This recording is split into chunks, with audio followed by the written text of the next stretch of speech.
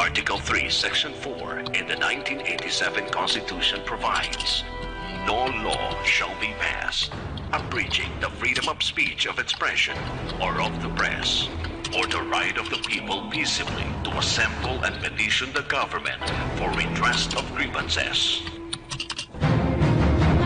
Mao kini ang haligi ug sukuranan nga gibasihan ni ining tulumanon. Straight to the point. Straight to the point.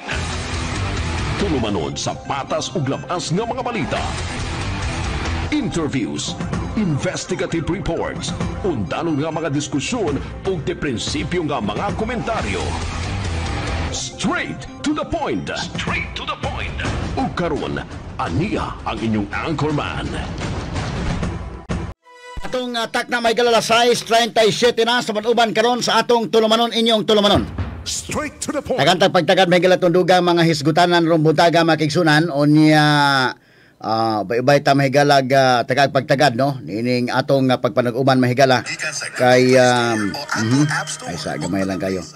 Ato ning tagag pagtagad mga kaigalaan o niya ang national usa ka regular holiday ron no gumikan sa pagsaulog mahigala sa Bonifacio Day mga kaigalaan.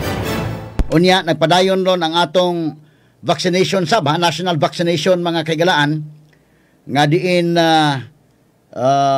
gi-encourage sa to ang tanan nga mga kaigsunan nato sa pagpabakuna kay ni ana pud ni mahigalang Omicron variant so matapapahuwaya ining COVID in taon mga sukin tigpaminaw inaut unta mahigala nga mo iway na ning COVID oy ha giatake ta sa Delta variant karon ni ana poy na detect mga higala nga ginganlag Omicron variant.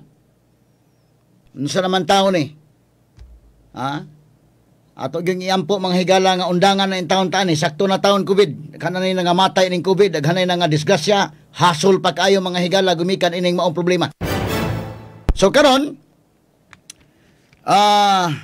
lain ni mga higala nga concern kining Omicron variant gikonsiderar karon sa World Health Organization nga bantayanan human kini na detect didto sa nasod sa South Africa ni adtong milabayng semana.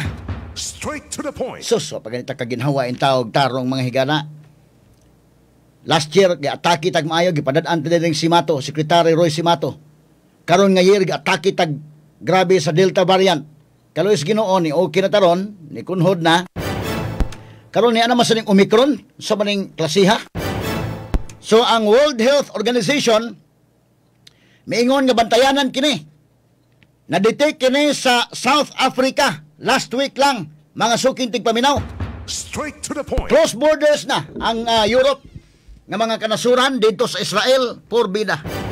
Nag-close border na gumikan ining maong problema mga suking tigpaminaw. Unya, kinini ang wa pa gani maabti mahigalag usa ka semana pa lang to na-detect dito sa South Africa. Daghan na dayon pod mga higalay na-detect. Paspasa oy. Dito mga higala sa nasod sa Australia, dito sa United Kingdom, bisan gani sa Hong Kong mga higala na ay na-detect nga Omicron inday maris. Ha?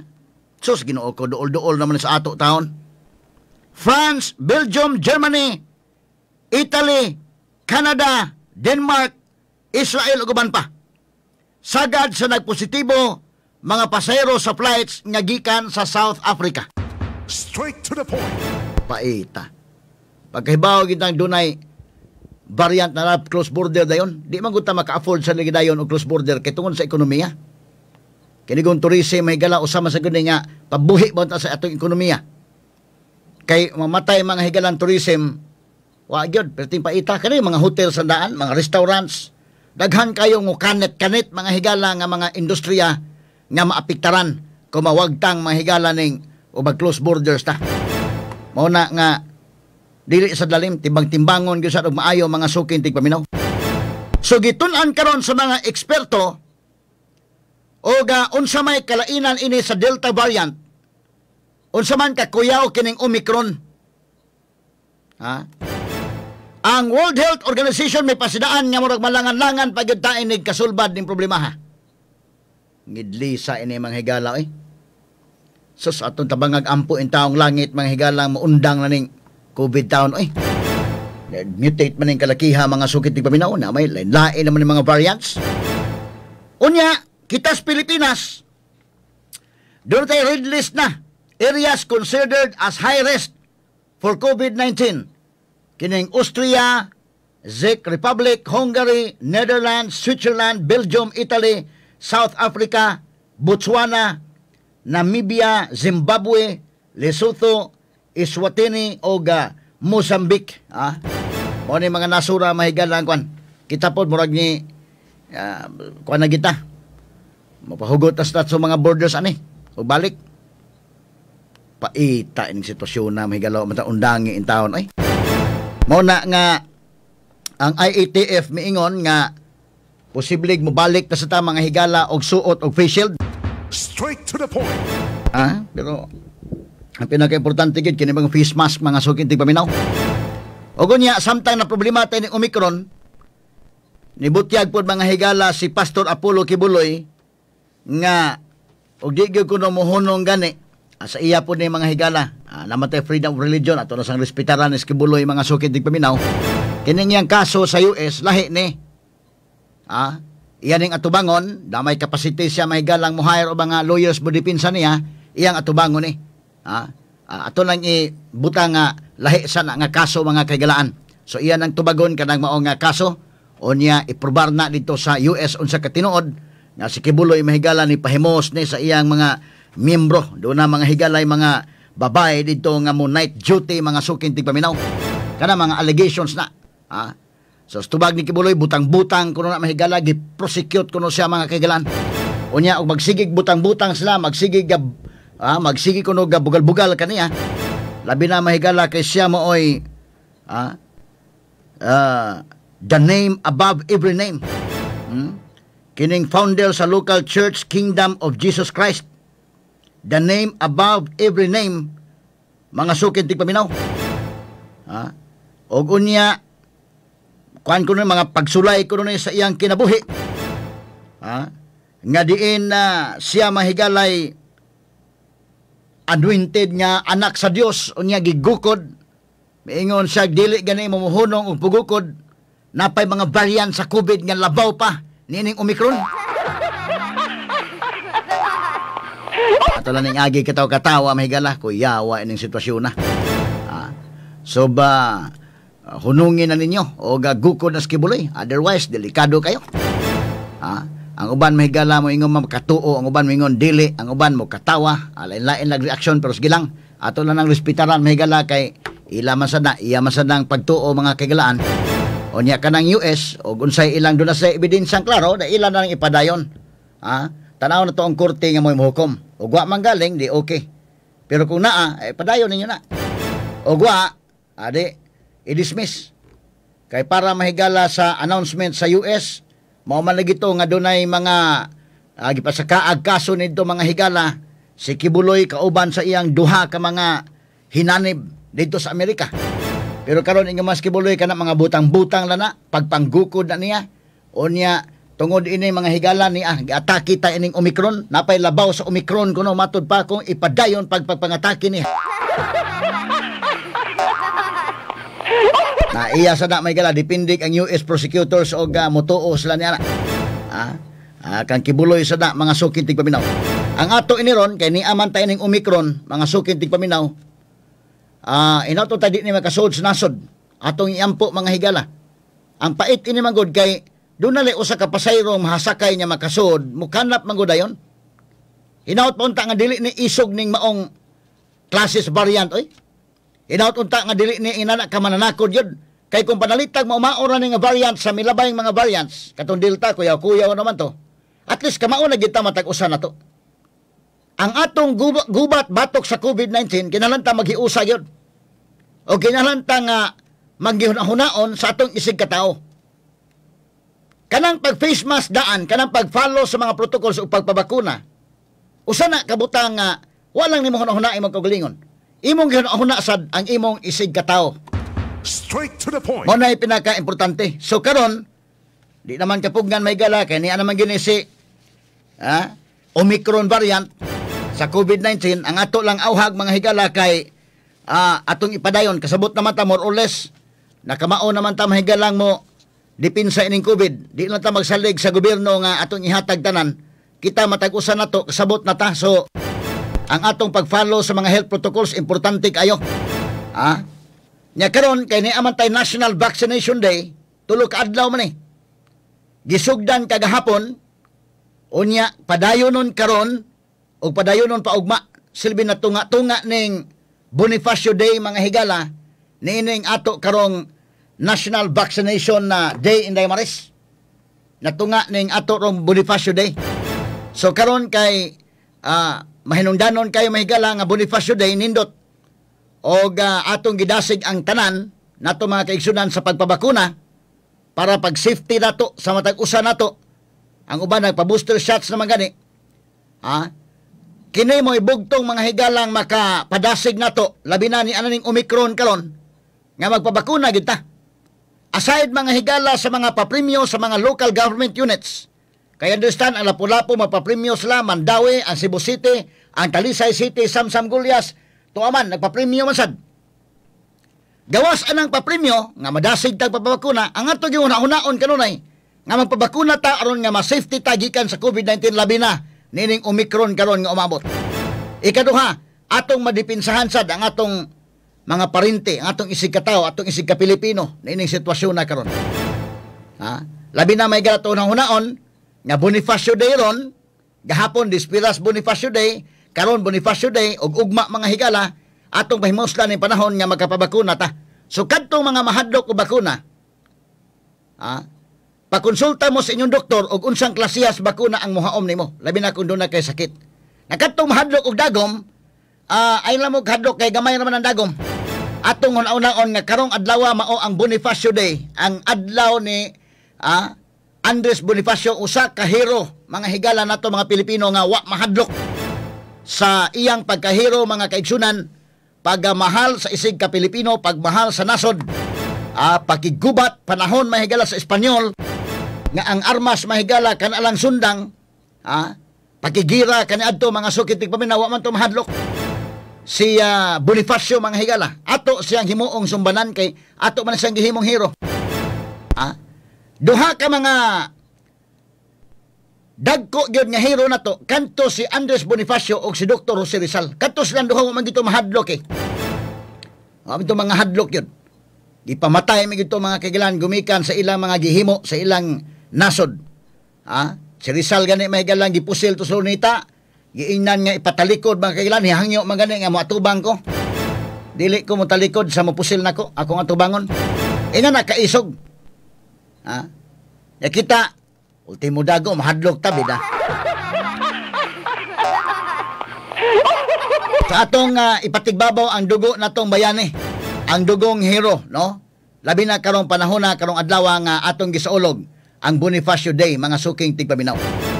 Kantos lang nga mga hero ngilingig kayo, no? Ilagi yung gihalad ang ilang kinabuhi aron mga higala pag depinsas nasod. Karon ang atong gisaulog ang Bonifacio Day, di malikayan nga may isgutan ganato ni Rizal God kay sila magining kuyuga. Kini si Rizal o si Bonifacio mahigala panahon ni sa Spanish era. Nakigbatok ni sa mga Espanyol. Kay sobra naman tong panawdaog sa mga Espanyol kanato. More than 300 years guta nga na-under mahigala sa mga Espanyol. Straight to the point. Kantos Bonifacio o si Rizal motoy nakigbatok yun.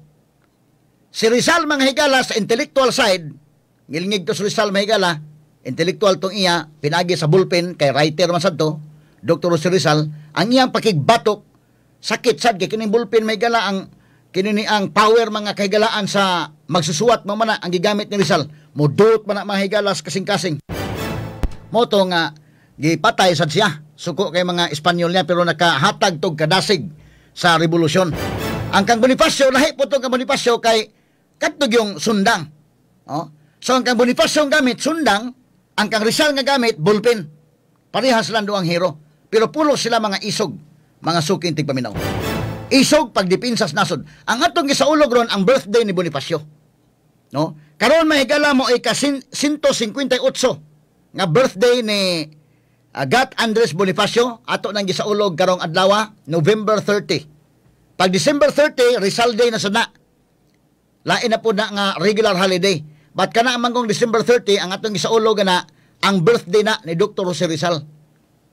Dili na birthday. Ang atong isaulog ni Bonifacio ang iyang birthday. Ang kanang December 30, dili na birthday atong isaulog. Mao nang adlaw nga gipusil patay dito sa Lunita si Dr. Jose Rizal. Straight to the point. Usa ka na ka makasaysayanon nga adlaw nga gipusil patay dito sa Lunita mo itong gihandom. Nga gihalad ni Dr. Jose Rizal ang iyang kinabuhi alang sa nasod, batok mga higala sa mga langyaw. Straight to the point. Nya kining kang Bonifacio, kuan man ning iya, wa man ato sa ulugan ng iyang kamatayon, ang iyang mga adlaw na tawhan. Mao na karon mga higala ang iyang adlaw na tawhan mga higala birth anniversary, ika-158 nga birth anniversary mga higala ni Andres Bonifacio may itong gisaulog. Unsa may kalainan gud kay kang Rizal magud proud magud kay ta niya nang panahon nga namatyan ta mga kagalaan, pero ang kamatayon Dr. Jose Rizal pinaagi sa paghalad sa kinabuhi batok sa mga langyaw. Mo na miingon ta ang mamatay ng dahil sayo. Ngiga no.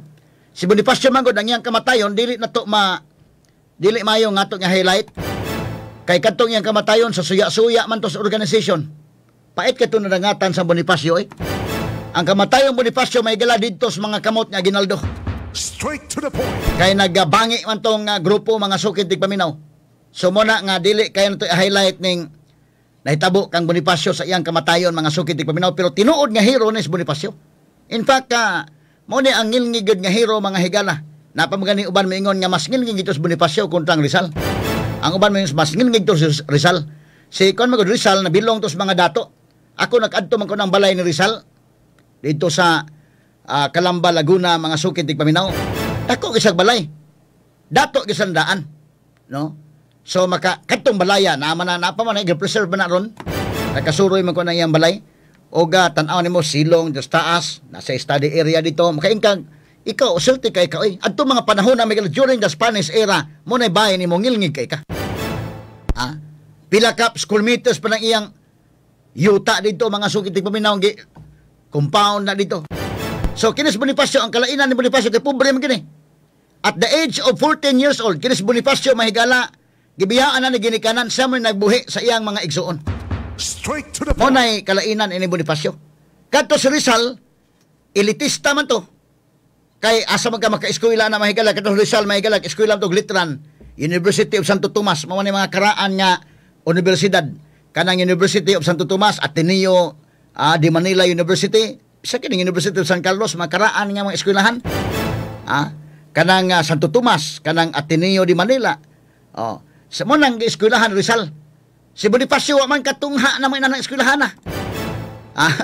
So mo ni dakong kalainan nila dito sa elitista to Rizal kinis Bonifacio, masa gito. O mo yung kag dunay masa gyud Bonifacio gina.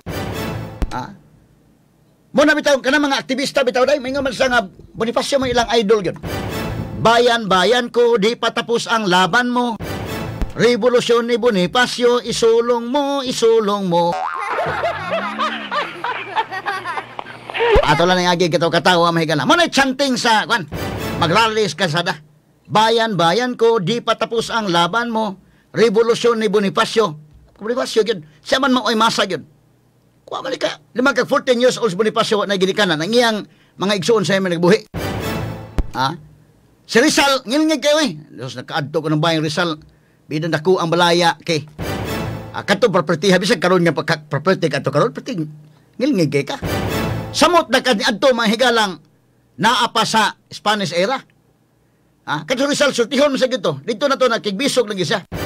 Di po lalim tong iya kay dato siya pero laban sa nasod. Naanaunta niya tanan ba? Eskwela ko sa Glitran, eskwela sa Santo Tomas, eskwela sa Ateneo. Niadto pa sa Spain. Muna mga to kag Spain, mahigala kita gyud kag kanang kuan ni Rizal dito, Revoltong Rizal. Unya kato Rizal Inday Albe og Inday Maris. Sultihon sa tug babae Inday Maris og Inday Albe.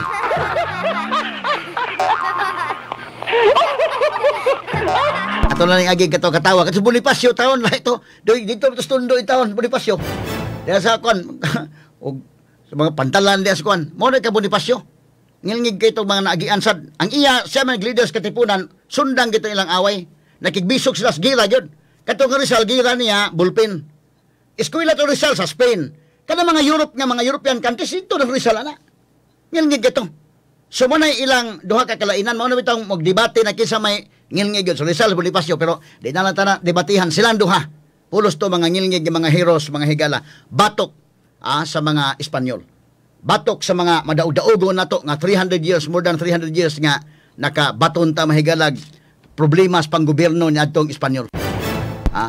Okay, unya dayon, kinini ang balikon nako, wa na to kayo i-highlights ng iyang kamatayon Bonifacio, kay kini ang kamatayon dito man sa mga kamot na Ginaldo, nagsuyaay man to sila. Kaya doon na may magdalo group mahigala, doon ay lahi po nga grupo mga kagalaan nga magdiwang group, na faction man to. Katong ang Rizal nga kamatayon, ato gitong gi-highlight mga kagalaan kay mao man toy nakapamata sa mga Pilipino nga pusil patay ang atong hero, pero isog Rizal sa gyud. Lahi to yang kaisog mga higala kay atubangon mo ginay nga talikod kay pusilon ka. Firing squad man ko sa una ende maris. Firing squad na kang ngilngig. Pero sa Rizal isa de matubang lang ko. Kuan gyud. Matubang lang ko. Pusil na pila ka usa ka squad gyud ang nagpusil ana. Kanang firing squad gyud usa ka squad na. Bisag ka mga nasod Indonesia mo mga pwede gamit nga death penalty, firing squad. Ang uban sila elektrika, ang uban kuan na injection na, lethal injection. But ang kanang Indonesia kuban mga countries, firing squad yun. Dito sa mga Muslim countries, bitayon ka man.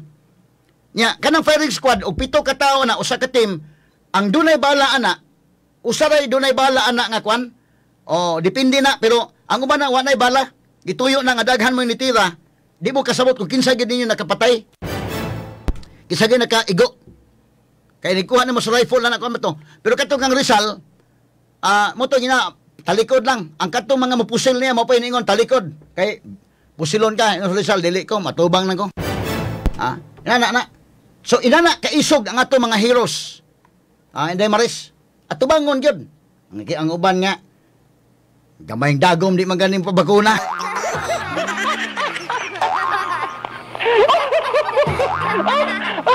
Dili na to na kadugo ng taslakan, oy. So, kinananta nga kanang kwan, no?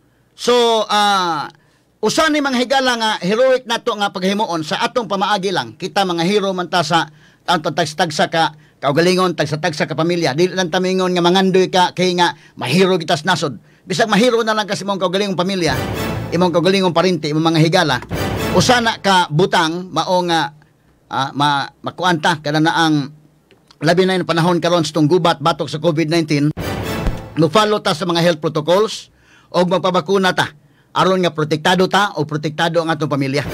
Bisag kana nga pamaagi, ato na mahigalang nahatagag pasidungog ang atong hero nga si Andres Bonifacio. Busa kita mga Pilipino, atong ipakita karong National Vaccination na Day mga kaigalan.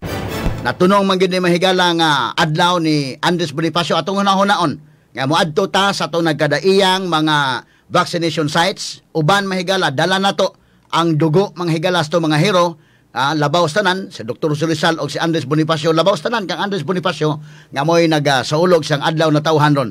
Atong daduna nga huna-huna inig-adto na to sa vaccination site nga hero ta, pinaagi mahigalas pag depinsas tong kagalingon, pagdepinsa sa atong isig ka Pilipino o atong mga pamilya, atong kadugo nga dili matakdan ining problema mahigalas COVID-19. Daduna to ang hiyas ni Bonifacio.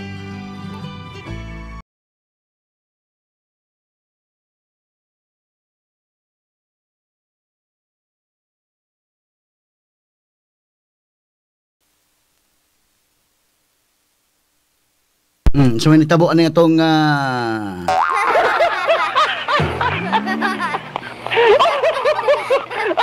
gibaraw man tayo itong kanta day. Ano sa maning kalaki. Okay. Gamay lang kay mura gibaraw ta mga higala.